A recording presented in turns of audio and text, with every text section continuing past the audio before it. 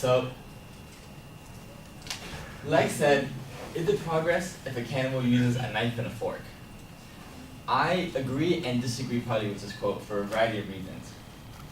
First, obviously cannibalism, and it's, just cannibalism, talking about it, is an uncivilized thing to do. Who eats other humans?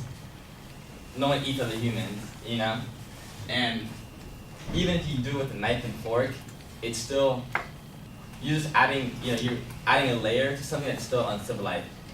It doesn't matter whether you eat a human with a knife and fork, or you barbecue them, or however you want to eat them, fried, whatever. It's still eating a human, and that's just, ethically and morally wrong, and we all know that.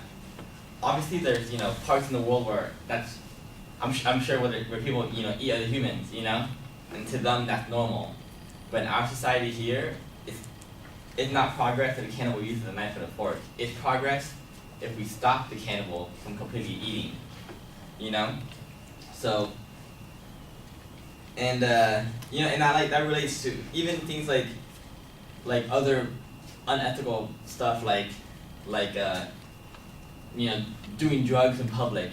No one does that. It's people know it's ethically wrong, and even if it's legal, people just don't randomly smoke a joint in a populated area, or do something that's controversial, and even if it's, I guess, with class, with a knife and a fork, it's still not civilized, and it's not what we do as civilized people. And yeah, thank you.